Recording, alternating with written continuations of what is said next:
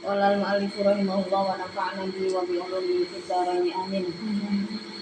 Qala Allah ta'ala fi kitabihil karim, a'udzu billahi minasyaitonir rajim. Yadhunnuna billahi ghairal haqqi dhannal jahiliyah. Ini kok.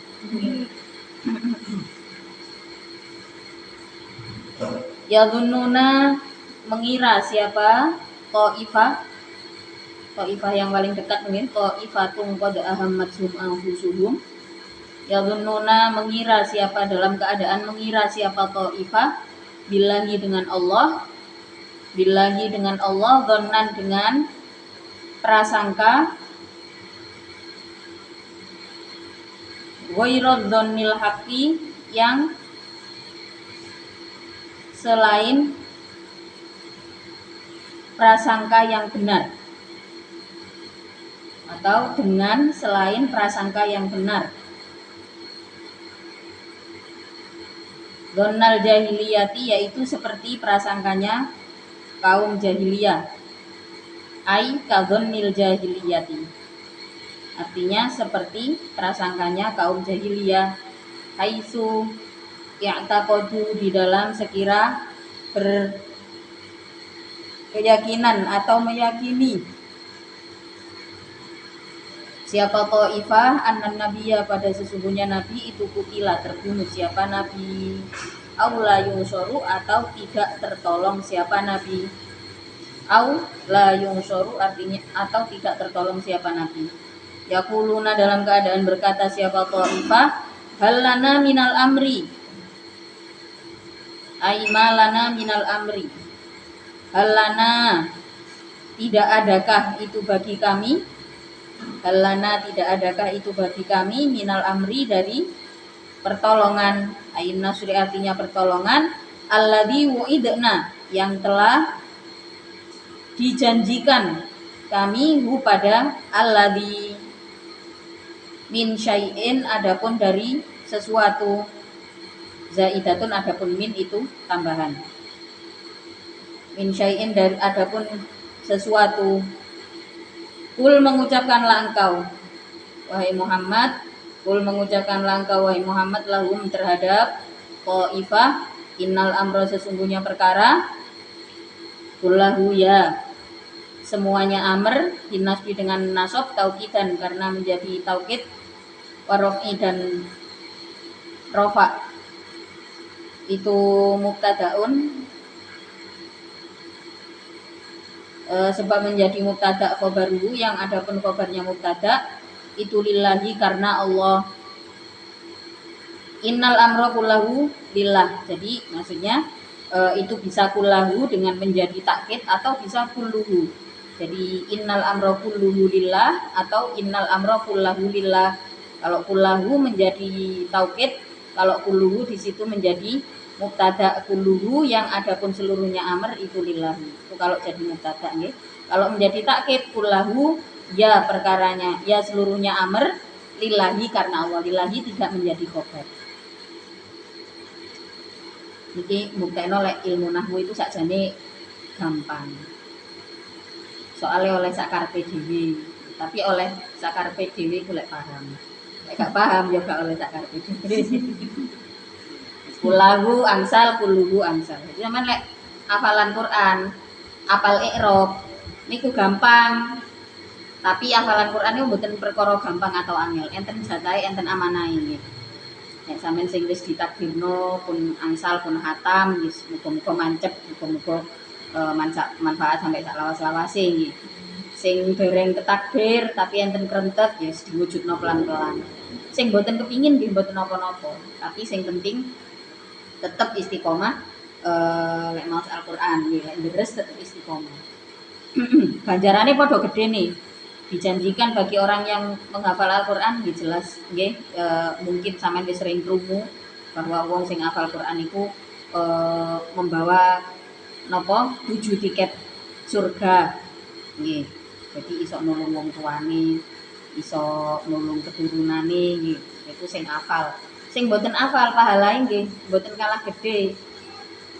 Ibadah sing termasuk utama niku maos Quran binadzur. Kenapa? karena seluruh anggota kita niku ikut turut serta di dalam satu ibadah nggih. Jadi longgo maca niku tangan sing nyekel tangan kiri sing nyekel Qur'ane niku enten pahalae nggih. Terus jari-jari sing malik setiap lembare niku enten pahalae. Belum lagi tempat duduk yang diduduki. Oh, lek mboten lembaran, lek Qur'ane teng HP padha ae. Malah sampean manfaat nggih tuku HP dikei Qur'an. Balik mana ya, iku mang gara-gara bahas i'rab nggih. Jadi memang untuk yang menghafal Al-Qur'an, sebelum menghafal Al-Qur'an belajar i'rab riyen nggih, belajar kitab dhisik niku luwih gampang. Dan gak gampang mboten napa nggih, tidak mudah terjebak pada kesalahan harokat karena sudah paham dengan nahwu shorof nggih. Tapi kalau misalkan sampean belajar nahwu shorof niku untuk memahami tafsir, kayak kula misalnya, kula niku hafalan Quran dulu mboten mantun nggih. Jadi hafalan Quran cilik waktu niku yo antara sadar mek gak sadar hafalane iku. Terus tapi suwe progresnya suwe akhirnya Umi niku tipe orang tua sing tanggap. Lho kok anakku progresi nang kene suwe iki daripada nanti waktunya habis di sini mending tak takoki. Dikonseling lah kali Umi ditangger-tangerti sampai akhirnya oh ternyata kula istikharah saya tenggene kitab. Ya sudah, di situ kula belajar nahwu shorof dan sebagainya sampai ngaos nggih, ngaji segala macam termasuk tafsir niki sing saiki sok tak waca ngoten nggih. Nah, akhirnya hafalan Qur'ane nggih cukup surat-surat penting. Cukup surat-surat penting. Seperti itu juga mboten napa nggih, mboten napa-napa. Sampeyan meneh-meneh lek duwe anak ojo dipeksa hafalan lek gak anake dhewe sing njaluk nggih. Nek mboten putrane piyambak sing nyuwun, nek gak anake dhewe sing pancen nyuwun pengen hafalan Quran dan sampean sebagai orang tua harus ada target. Jangan sampai si anak ini waktunya berlarut-larut habis untuk menghafalkan Al-Quran karena pada dasarnya Al-Quran itu ibadah. Jangan sampai ibadah itu menjadi hukuman bagi anak. Menjadikan hubungan antara sampean sebagai orang tua besok-besok dan anak ini menjadi buruk. Nah, ini sesuatu yang harus dihindari. Bismillahirrahmanirrahim. Jadi ayat ini ya Nabi ini masih ada sambungan dari yang kemarin ya, pembahasan mengenai isu terbunuhnya Rasulullah. Isu terbunuhnya Rasulullah terbagilah dua kelompok di situ. Ada kelompok yang memang tidak percaya dan tetap fokus pada panggilannya Rasulullah. Pada ayat sebelumnya ada dikisahkan intus aiduna wala taluna ala ahadi war rasulu yad'ukum fi ukhrakum. Rasulullah manggil-manggil ini. Nah, ada yang mengabaikan ajakan Rasulullah karena wis kadung yakin Rasulullah iki gak ketulung ngoten nggih. Sehingga mereka memilih untuk lari dari perang karena memang membingungkan. Nanti di bagian belakang dijelaskan nggih. Pancen orang-orang mukmin pada saat itu atine niku dikuasakan kepada setan nggih, digodha setan. Sehingga ada kelompok yang memang mungkin imannya masih lemah sehingga terjebak pada nifak nggih, pada munafik gitu. Nah, ini golongan yang dijelaskan di sini wa qaifatum qad ahammatum anfusuhum yadhunnuna billahi ghairal haqqi dzannal jahiliyah. Mereka menyangka atau berpikir tentang kematian Rasulullah itu seperti cara berpikirnya orang-orang jahiliyah gitu. Seperti berpikirnya musuh, bahwa seperti isu yang disebarkan oleh musuh mengatakan bahwa Rasulullah itu meninggal atau tidak tertolong. Sampai mereka niku sampai menuntut kepada Allah, yaquluna halana minal amri min syai'. Mereka mengatakan bahwa kok gak ono pertolongan sing dijanjikan gitu ya. Halana minal amri min syai', kul innal amra kullahu lillah. Nah, ketika mereka niki nuntut lah carane nang Gusti Allah niku nuntut apa jenenge? Endi sing dijanjikan, katanya akan ada pertolongan Allah gitu. Yaquluna halana minal amri ain nasri alladzi wu'idna. Katanya akan ada pertolongan dari Allah gitu. Terus maka Allah memerintahkan kepada Rasulullah kullahum innal amra kullahu lillah. semua perkara ini itu datangnya dari Allah. Ail qada'u artinya adapun hukum Allah. Ail qada'u artinya adapun hukum Allah itu lahu tetap bagi Allah. Yaf'alu yang melakukan siapa Allah, ma pada perkara yasha'u yang berkehendak siapa Allah. Loh ya, perkara ini datangnya dari Allah. Innal amra kullahu lillah. Yukfuna menyamarkan siapa Ta'ifah, yukfuna menyamarkan siapa Ta'ifah fi anfusihim di dalam dirinya Ta'ifah, ma pada perkara la yubadu yang tidak menjelaskan siapa Ta'ifah. Yadharuna artinya menjelaskan siapa Ta'ifah laka padamu. Yakuluna dengan berkata siapa Ta'ifah. Bayanun adapun yakuluna itu bayan 5 terhadap perkara qablahu yang sebelumnya yakulun. Yakuluna yang berkata siapa Ta'ifah laukana apabila ada. Laukana apabila ada itu lana bagi kami minal amri dari perkara apa syai'un sesuatu makutilna maka tidak terbunuh kami hahuna di dalam perang Uhud ini. Si ngengkel si Anye ketika sudah dijelaskan oleh Rasulullah loh. Ini adalah sesuai dengan ketentuan Allah, ya. Terus Allah juga memberikan apa istilahnya? Memberikan nasihat kepada Rasulullah atau menurunkan ayat niki nggih. Menurunkan kalimat yukfuna fi anfusihim ma la yubduna lak. Mereka menampakkan keraguan-raguan istilahnya ngoten nggih. Jadi menyangkal apa yang dikatakan Rasulullah lah. Karena mereka memang tidak menyaksikan kebenaran ya. Yufuna fi anfusihim. Ketidakjelasan itu terjadi di diri mereka nih, orang-orang yang segolongan orang-orang yang berprasangka seperti orang-orang jahiliyah. Yufuna fi anfusihim ma la yubduna lak. Maka mereka mengatakan laukana minal amri syai'un makutil nahahuna. Jadi karena di hatinya ada keraguan-raguan, ada ketidakjelasan atas kebenaran yang terjadi. Jadi gini ya, ketika ada isu, jadi sejak zaman Rasulullah sudah terjadi seperti ini. Ada isu dari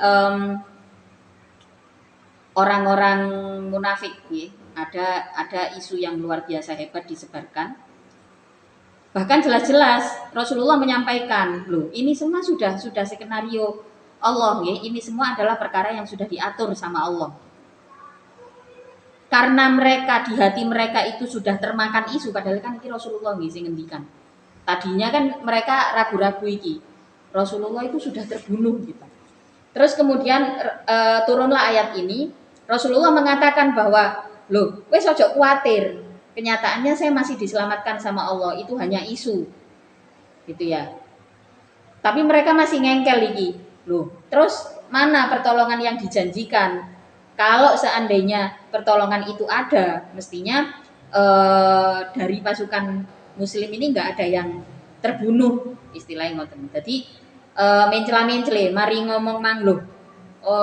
Jarene tadinya mereka meyakini, oh ini nah ini jenenge gagal fokus ya. Tadinya mereka meyakini akan isu. Ya. Imannya niku lemah. Mereka lebih percaya dengan isu yang disebarkan oleh kaum munafikin dibandingkan kenyataan yang terjadi. Buktinya nopo? Setelah nyata bahwa Rasulullah masih hidup, mereka masih menyangkal. Gitu loh. Paham ya? Jadi fokus mereka niku tidak pada imannya sendiri, tapi pada berita bohongnya itu mang nggih. Karena memang di hatinya sudah mulai nggak percaya nggih, sudah keimanannya sudah terenggut istilahnya sudah dilemahkan oleh apa? Oleh isu yang disebarkan sama orang-orang munafik. Otomatis mereka nggih cek ngengkel maneh. Bahkan ketika Rasulullah sendiri yang mengatakan loh, iki wis aturane Gusti Allah, mereka sih jawab, kalau ini dari Allah, laukana lana minal amri syai' makutilna hauna. Maka tidak ada satupun dari kami yang terbunuh. Nah, tapi nyatanya di dalam perang Uhud ini ada banyak sekali yang terbunuh. Padahal maune niku apa jenenge isu sing diyakini ku tentang Rasulullah moro-moro berentek. wis diomongno kenyataane sik mbrentek nggih. Sik tetep lebih milih percaya dengan isunya dibandingkan untuk merawat imannya sendiri. Nauzubillah niki gampang sekali terjangkit ke kita semua. Niki bukan perkara sulit nggih. Kita akan lebih mudah percaya dengan isu dari luar yang kelihatannya lebih masuk akal ngoten nggih dibanding kita harus berpegang pada Allah, pada apa yang ada di dalam diri kita sendiri. Maka kemudian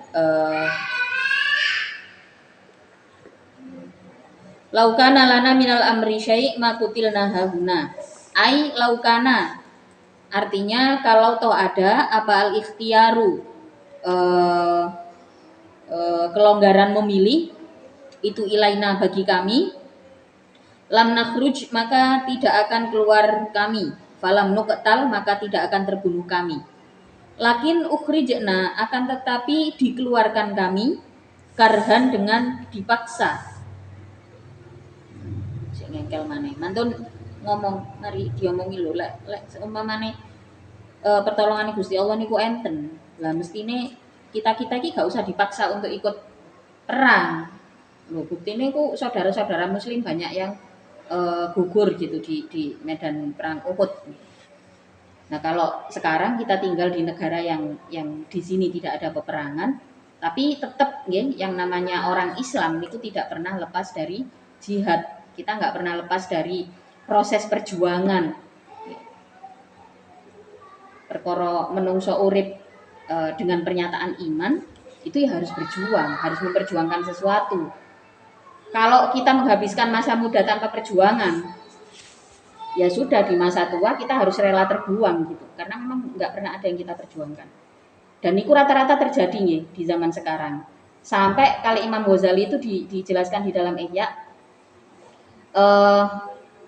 seorang mukmin, seorang mukmin yang tidak menghabiskan masa mudanya, yang tidak pernah mengorbankan keringat dan air matanya di masa muda, maka bersiaplah menangis di masa tua. Niku tenggene Ihya enten. Nek mboten salah tenggene bab apa nggih? Thalabul halal napa-napa ngoten nggih. Jadi itu dijelaskan oleh Imam Ghazali. Kenyataannya apa? Di dalam perjalanan dakwah Rasulullah sendiri, orang-orang mukmin itu selalu diajak untuk memperjuangkan sesuatu. Jadi perkara bahwa kita ada iman di hati kita, berarti di situ ada amanah. Amanah untuk apa? Ya, untuk membangun kewibawaan orang-orang mukmin misalkan dengan kita punya pekerjaan mapan sehingga kita bisa saling membantu, kita nggak meminta-minta, kita menjadi seorang hamba yang pantas atau layak gitu ya, di mata sesama manusia maupun di mata Allah. Ya otomatis di situ harus berjuang gitu. Jadi seorang yang beriman tidak boleh berhenti berjuang. Dan mereka yang ada kecondongan terhadap nifak seringkali mengatakan hal ini otomatis gitu. Kadang-kadang nek zaman sakniki casingnya gak ketoro, casingnya itu gak ketoro koyo orang munafik atau kelihatannya tidak beriman ngoten nggih, dengan mudah orang gampang wis gaya apa nyambut gawe soro-soro, gaya apa memperjuangkan duniawi sampai golong-golong nang donya kok gak gelem memperjuangkan duniawi, memperjuangkan akhirat model apa? Wis tahu ndelok akhirat kan durung tahu. Sama di zaman pada saat perang Uhud juga orang-orang munafik itu juga mengatakan hal yang serupa, lakukan al ikhtiar ilaina. Kalau saya diperbolehkan milih, ya saya milih diam saja di rumah. Kita semua mungkin orang-orang mukmin lebih baik diam saja di rumah supaya tidak banyak yang terbunuh.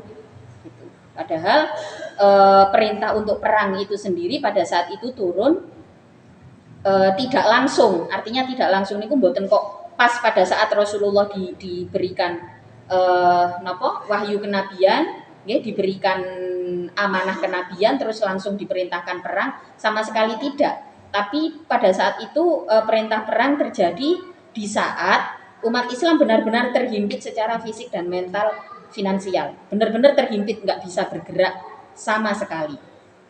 Akhirnya turunlah perintah perang.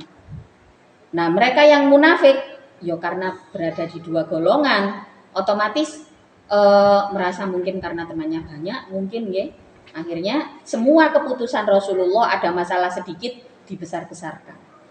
Nah, ini satu bukti ya, satu bukti bahwa salah satu ciri-ciri orang yang eh, tidak memiliki keyakinan kuat terhadap sebuah pilihan ya, yang diliputi keraguan-raguan itu, ini ku ciri-ciri nih masalah titik digedek-gedek.